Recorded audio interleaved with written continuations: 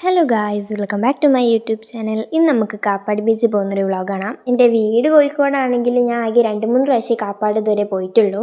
പിന്നെ നമ്മൾ അവിടെ എത്തിയപ്പോഴത്തേക്ക് വാസ്കോ ഡ ഗാമൻ്റെ ഒരു ലാൻഡ് ചെയ്തൊരു അടയാളത്തിൻ്റെ ആ ഒരു സംഭവം കണ്ട് നമ്മൾ വിചാരിച്ച് ബീച്ചിൻ്റെ ഈ ഒരു അറ്റം മുതൽ ആ ഒരു ലാസ്റ്റ് അറ്റം വരെ നടക്കാമെന്ന്. പിന്നെ നമ്മൾ ബീച്ച് കഫേയിലൊക്കെ കയറി.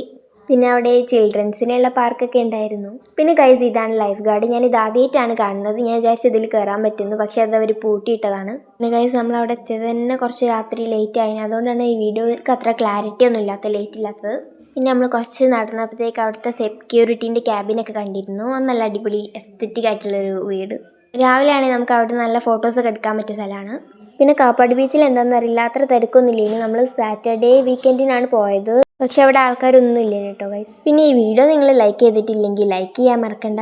പിന്നെ ഞാൻ ശ്രദ്ധിച്ചൊരു കാര്യമാണ്, എൻ്റെ ചാനൽ നിങ്ങൾ ആരും സബ്സ്ക്രൈബ് ചെയ്യുന്നില്ല. അപ്പോൾ എല്ലാവരും സബ്സ്ക്രൈബും ചെയ്തിട്ട് വീഡിയോ കാണാൻ ശ്രദ്ധിക്കുക. പിന്നെ അവിടെ ഇങ്ങനത്തെ ഒരു റൈഡ് ഉണ്ടായിരുന്നു. എന്താണെന്ന് വെച്ചാൽ കുറച്ച് ആൾക്കാർക്കൊക്കെ ഊഞ്ഞാല പോലെ ഇങ്ങനെ ആടാൻ പറ്റുന്നതാണ് ഗൈസ്. അതിലിരുന്ന് ആടാൻ നല്ല രസമായിരുന്നു. ഞാനും എൻ്റെ അനിയത്തിരുന്ന് നല്ല സ്പീഡിൽ ആടിയാൽ നല്ല രസമായിരുന്നു. ചെറിയ കുട്ടികൾക്ക് ഇരിക്കാൻ പറ്റിയ റൈഡാണെങ്കിലും വലിയ ആൾക്കാർക്ക് ഇരിക്കാൻ തോന്നുന്നു.